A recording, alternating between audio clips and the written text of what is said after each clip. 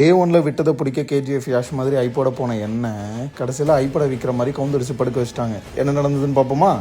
Hello ஜிம்ராஜ், இன்னைக்கு டே 2 of 84 days challenge. இன்னைக்கு வெறித்தனமான ஒரு ஒர்க் அவுட்டுக்கு முன்னாடி வேகமான ஒரு வார்ம் அப்பை முடிச்சிடலாம் அப்படின்னு சொல்லிட்டு நானும் என் ஒய்ஃபும் வேகமாக அந்த வார்ம் அப்பை கம்ப்ளீட் பண்ணிவிட்டு அப்படியே திரும்பி பார்த்தேன். புல்லப் பாரு நம்மளால் சும்மா இருக்க முடியுமா? அதில் ஒரு 5 புல்லப்ஸை போட்டுட்டு இன்னைக்கு சாதாரணமாக இருக்கக்கூடிய நம்ம ஷோல்டரை செங்கல் மாதிரி மாற்றணும் அப்படின்னு சொல்லிட்டு இந்த ஒர்க் அவுட்டை சூஸ் பண்ணோம். ஃபஸ்ட்டு ஷோல்டர் ப்ரெஸ்ஸு, ரெண்டாவது ஃப்ரண்ட் ரைஸ். ஆனால் இந்த ஃப்ரண்ட் ரைஸ் போடும்போது தாங்க நாக்கே தள்ளிடுச்சு.